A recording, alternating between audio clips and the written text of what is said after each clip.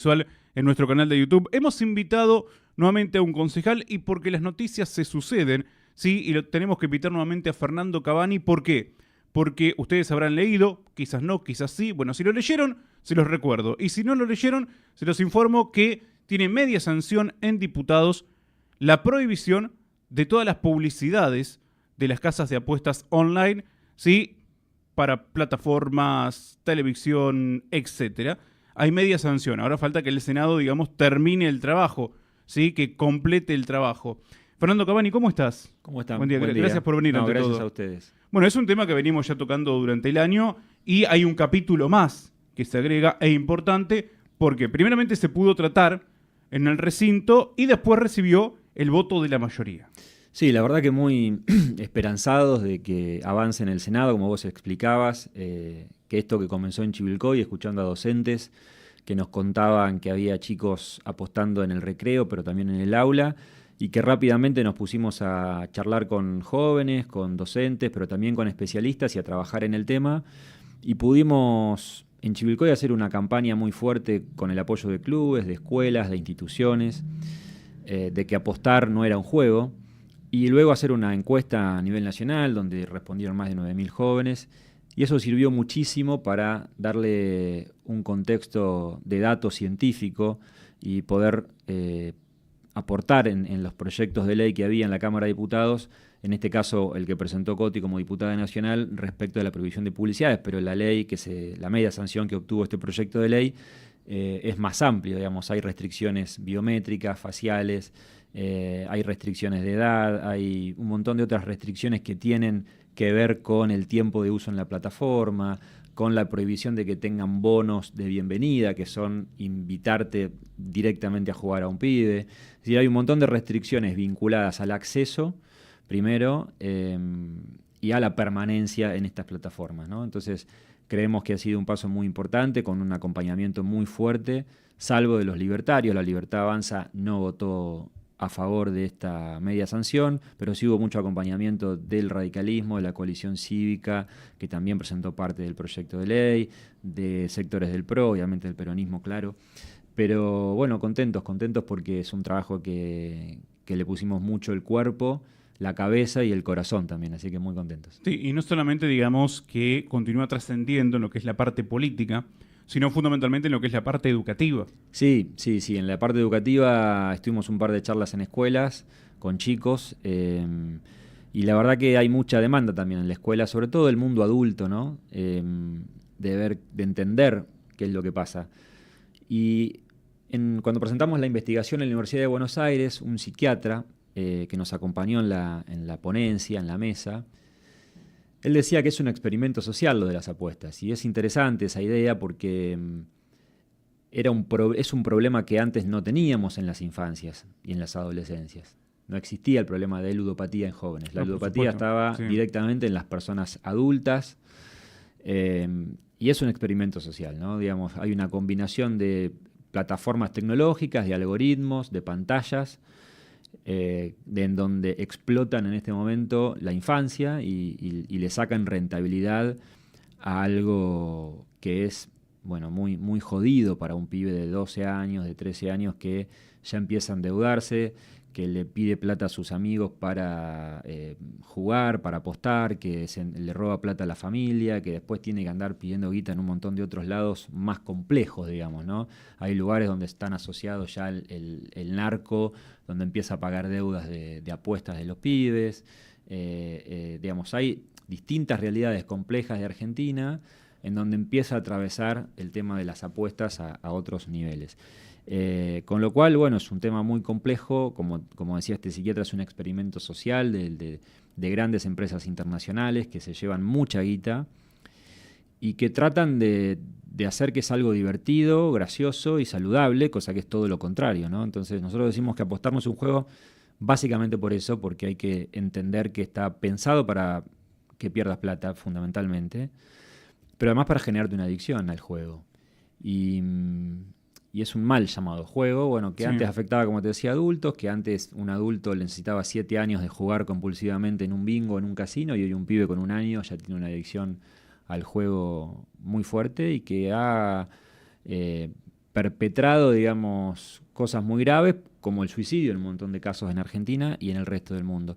La semana pasada Australia, que fue una de las pioneras en prohibiciones como la de la publicidad, por ejemplo, para lo que es apuestas online, prohibió las redes sociales para los menores de 16 años, digamos, ¿no? Hay toda una discusión en el mundo sobre el fenómeno de las Las pantallas. redes sociales. Sí, directamente. Directamente. Porque tiene que ver la arquitectura, digamos, que tiene una plataforma de red social como TikTok, Instagram, etcétera. Sí.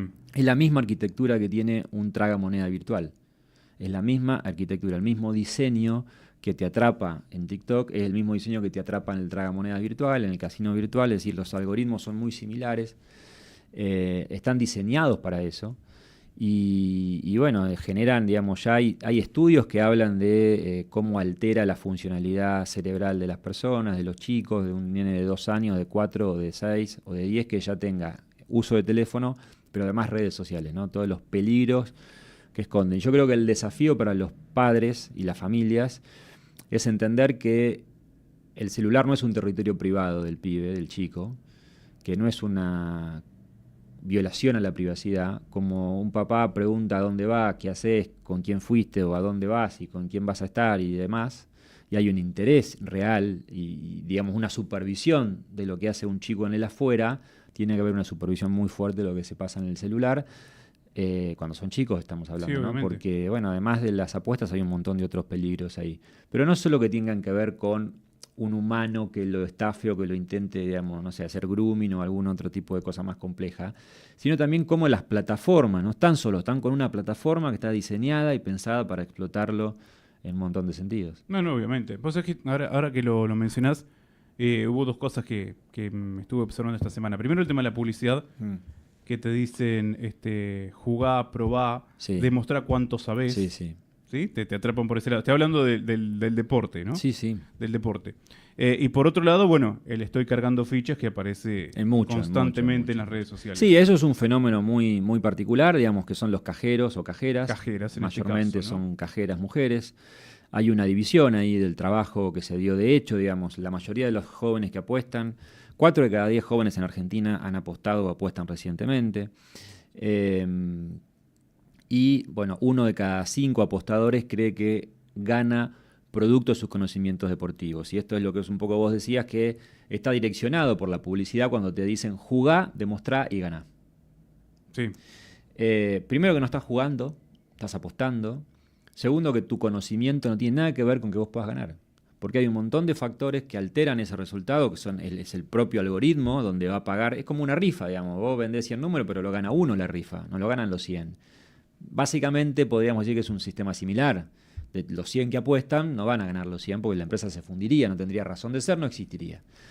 Pero además, esta falsa creencia que instalan de el acceso al dinero rápido, basado muchas veces en una necesidad económica, basado en las dificultades sociales que puede tener un pibe, y además la falsa creencia segunda que tiene que ver con el conocimiento.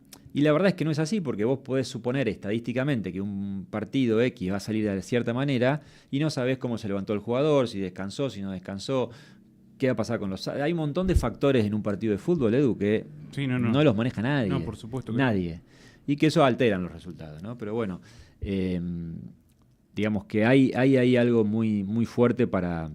Sí, respecto de la publicidad como puerta de entrada, ¿no? Ahora también, no solamente que, digamos, alteran distintos factores, sino que reconocidamente, porque no es algo que se nos ocurre a nosotros, reconocidamente deportistas, ¿sí? Han mencionado el hecho de, no sé, ir para atrás por el tema de una apuesta o hacer un Sí, full por el tema de pero una pasa apuesta. todo el tiempo y cada día más. Sí, y por cada día supuesto. más, ¿no? Porque cada, tanto cada el día dinero, más en el dinero fútbol que de se primera mueve, división en Argentina también, obviamente. en donde hay situaciones de jugadores que son embajadores de un casino virtual y se hacen echar 2 veces en un partido, ¿no? También, Como el caso sí. de Advíncula, por ejemplo, que está sospechado de eso porque es embajador de un casino de apuestas. Y así, si pasa en la primera división del fútbol, también pasa obviamente en las ligas amateur Sin duda. de la provincia, en un montón de lugares, donde, bueno, obviamente esto es muy peligroso y los efectos son muy graves para los chicos, muy Sí. graves.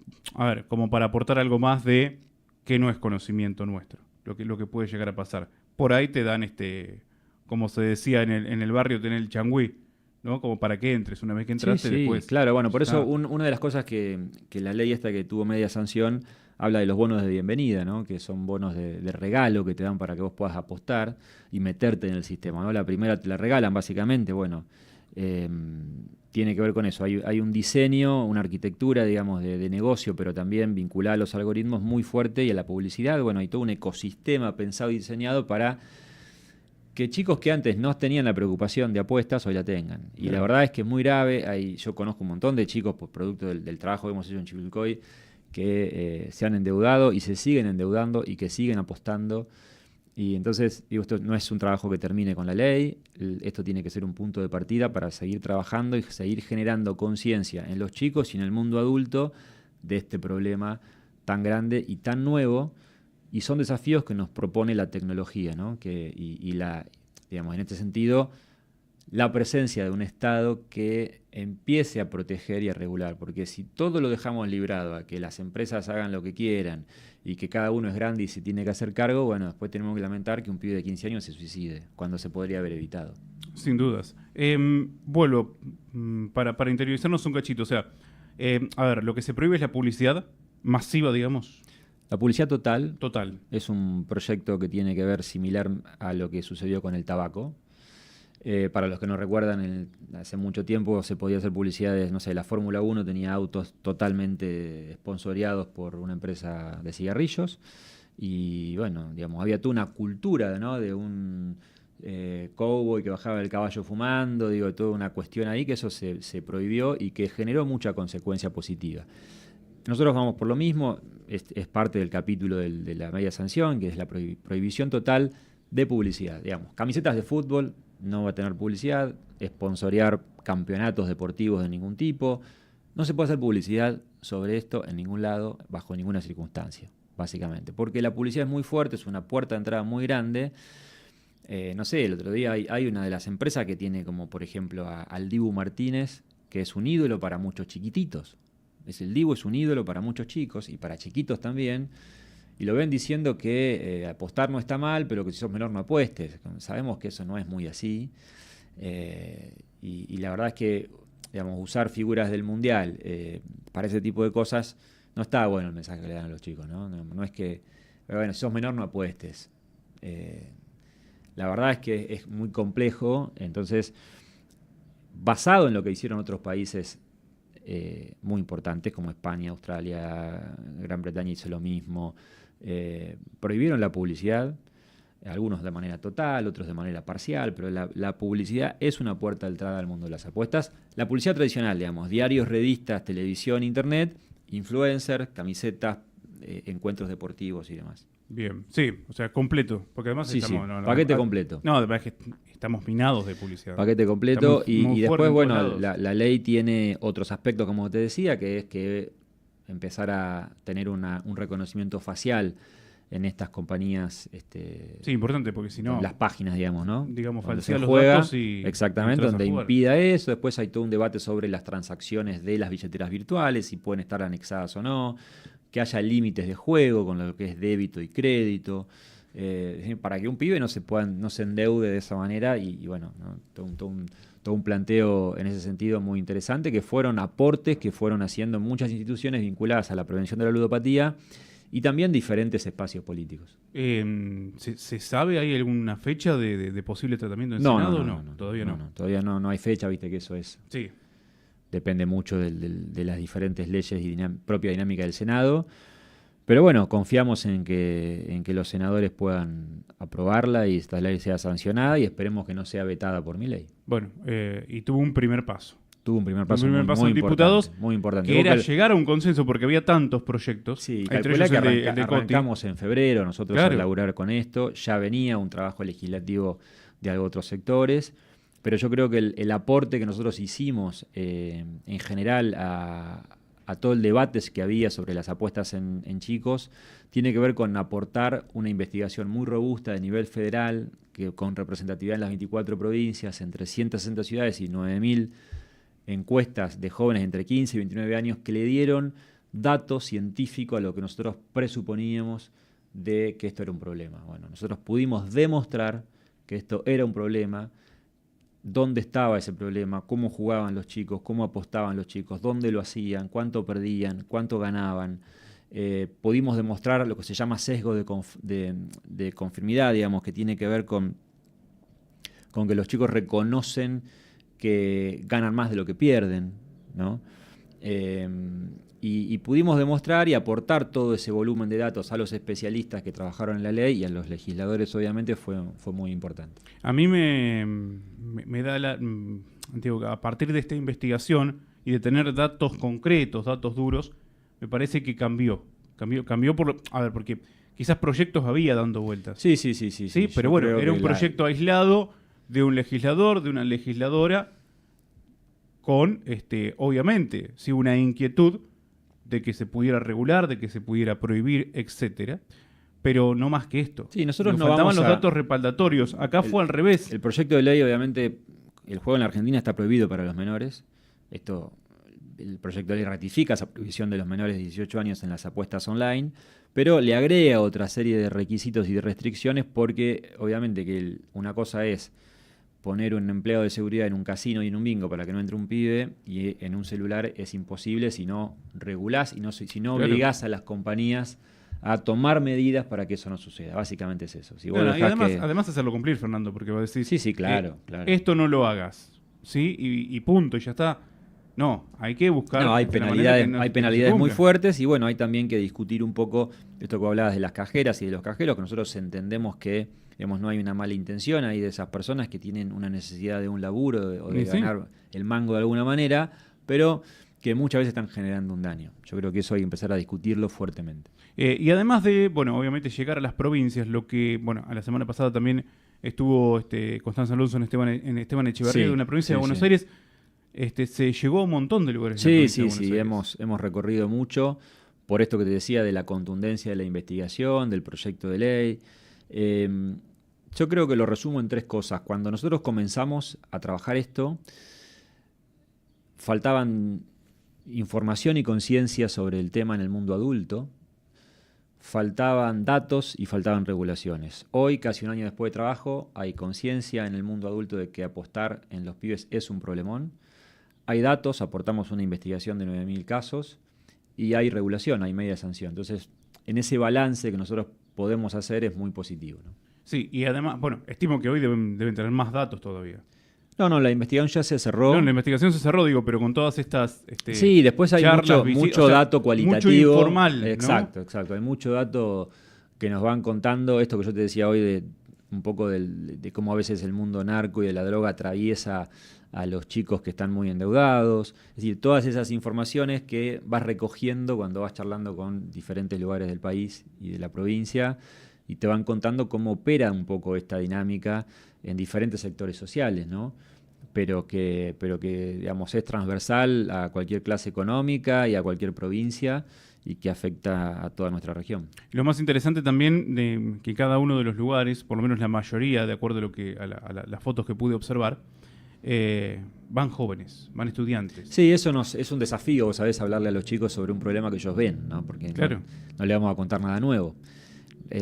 Cuando hablamos con adultos, yo tengo la sensación de cuando van escuchando, vas viendo que van sorprendiéndose con lo que vos le vas contando. A los chicos nada les sorprende porque ya lo conocen, digamos, sus amigos apuestan, capaz que ellos mismos apuesten. Entonces, cuando vos mirás que la estadística te dice que 4 de cada 10 apuestan y vos tenés un auditorio de 100 pibes, bueno, hay un 40% de apostadores en esa sala. Con lo cual es todo un desafío para nosotros entablar esa charla y aportar datos. Nosotros yo trato siempre de que ellos puedan comprender que en realidad están siendo estafados y engañados por esas empresas, que les mienten del minuto cero, que los estafan, que los engañan y que van a perder plata. Pero que además de perder plata, les van a generar un daño, generándole una adicción permanente. Entonces me parece que hay mucho desafío en esa charla de que ellos comprendan cómo funciona el mundo de las apuestas, cómo lo diseñaron hace mucho tiempo, cuando diseñaron los tragamonedas, pero digamos la arquitectura de juego es la misma, y bueno, brindarles la mayor cantidad de herramientas y de conocimiento para prevenir esa situación y en los casos en que no se pueda prevenir, ellos puedan buscar ayuda en lo que es salud mental, ¿no? Fernando, ¿sentís, digamos, porque, a ver, a mí me da esta sensación, pero te lo pregunto como, digamos, una persona que está involucrada directamente en lo que fue la investigación, ¿no? ¿Que hubo un antes y un después? Porque es como que el tema empezó a tratarse, bueno, incluso llegando a medios nacionales masivos, Sí, sí, sí, ¿no? sí. Pero es como que también empezamos a, por un lado, más proyectos en la provincia de Buenos Aires, de diferentes espacios políticos, actuación e incluso también para desbaratar si algunas casas, Sí, digamos, sí, sí, sí, sí. o algunos lugares Sí, donde sí, sí. funcionaban apuestas clandestinas. Digo, es como que se empezó a mover toda una rueda que quizás ya se venía moviendo, puede ser, pero a partir de esta investigación y de toda esta trascendencia, también empezaron a trascender otras cosas. Sí, hubo un antes y un después de nuestra investigación. Eso nosotros lo sentimos porque así nos lo hacen saber muchas instituciones, universidades, especialistas que la verdad que empezamos a conocer también, ¿no? A raíz de que fuimos laburando desde el minuto cero, porque como te decía, cuando yo empiezo a hablar con docentes del año pasado y a entender y con chicos, y entiendo que esto, además de que era un buen tema para laburarlo en lo político, era un problema, Edu. Yo ahí dije, che, estamos ante un problema. Y cuando nos entendimos que esto era un problema, paramos la pelota y empezamos a hablar con especialistas en Argentina de esto, que nos acompañaron un montón en el proyecto. Primero para entender, luego para conocer cómo habían hecho otros lugares del mundo. Hubo todo un proceso de investigación previo para cuando nosotros salimos a presentar, no sé, el primer proyecto en el Consejo Deliberante en Chivilcoy, que era una campaña de prevención, y que cuando lo presentamos, muchos no lo conocían y decían, bueno, este es un proyectito, está bien, no está mal, pero... y la verdad es que era un proyecto que ya tenía un trabajo previo, y después pudimos construir todo este volumen de información de 9.000 pibes que respondieron, de más de 4.000 que dejaron mensajes. Y esos testimonios de chicos de primera persona que cuentan cómo apuestan ellos, cómo apuestan sus amigos, cuáles son las consecuencias, cuánta guita perdieron, cómo se pelean en la escuela a las piñas en algunos lugares por tema de deuda, cómo afecta a la familia, cómo afecta a su desarrollo, cómo afecta a su vida normal, cómo afecta a su relación con los amigos, cómo afecta a su relación con sus padres, cómo afecta a su deporte. Es decir, los afecta en todo sentido. No hay ninguna ganancia para un chico que termina siendo víctima de la ludopatía. No hay ninguna ganancia. Y eso es lo que nosotros intentamos demostrar y hemos demostrado en esta investigación, y por eso fue muy importante la investigación, que pudo recorrer y llegar, como vos decías, no solo a medios nacionales, sino que lo han tomado medios chilenos, medios británicos, franceses, que han tomado esta investigación como punto de partida para mostrarla también de que esto es un fenómeno global que está diseñado para eso, ¿no? Para generar rentabilidad, para extraer guita de las infancias, de los chicos, donde antes no podían tener plata. Entonces, creo que eso es lo que hay que entender, que en estos dispositivos los chicos no están solos, están al acecho de compañías internacionales que si los dejás libre van a hacer lo que sea para sacar guita, sin importar si ese pibe queda con un trastorno, si queda con ansiedad, si queda con depresión, si queda endeudado hasta la manija, si tiene que ir a pedirle guita, no sé, a un prestamista o a un narco en el conurbano o en Chivilcoy o en Rosario, sí. Para poder pagarle al que le vendió las fichas y lo hizo entrar en el sistema de las apuestas. Entonces digo, hay todo un mundo que hay que entenderlo, que hay que atacarlo fuertemente, porque va a hacer mucho daño. Si no lo cortamos ahora, esto va a hacer mucho daño. Mucho más daño del que ya está haciendo. Porque va a hacer generación tras generación. Te hago dos preguntas finales. Dale. Una referida a este tema que venimos charlando, sí, que tiene que ver obviamente con, bueno, cuál es la continuidad de este trabajo. Seguramente van a seguir visitando lugares. Obviamente volvemos, ya se ha dado un primer paso en diputados, uh-huh. y a la espera también de que pueda seguir avanzando. ¿Sí? ¿Cuáles son los próximos pasos a seguir? Bueno, no, obviamente los próximos pasos ahora es generar el consenso necesario en el Senado para que la ley avance, digamos, concientizar en ese sentido desde nuestro lugar todo lo máximo que se pueda. Segundo, bueno, continuar con campañas de prevención en clubes y en escuelas para ya planificar para el año que viene ese tipo de acciones que van a ser muy importantes, porque digamos, más allá de la ley y del cumplimiento de la ley, en el caso de que salga, también necesitamos generar conciencia Claro. en los chicos. Así que ahí estamos preparando algunas acciones ya para en escuelas y en clubes sobre todo para trabajarlo ahí. Bien, bueno, y te hago la última. Sí. Y te cambio de tema porque Dale, bueno, dale. ya que has venido aquí a la radio, aprovecho, porque bueno, es un tema, es uno de los temas de la semana Sí. y tiene que ver con las personas adultas mayores y con los medicamentos. Sí. Como ex, digamos, titular de PAMI aquí regional, pero también porque continúa tu vínculo, Sí. y lo vemos, ¿no? Con las personas adultas mayores, Sí, sí. En el Centro Cultural, Sí, te sí. hemos visto también acompañando la movida, digamos, en la Plaza 25 de Mayo por el mes de octubre, ¿no? Sí. El mes rosa, digo. Sí, sí. ¿Cómo te cae esta noticia?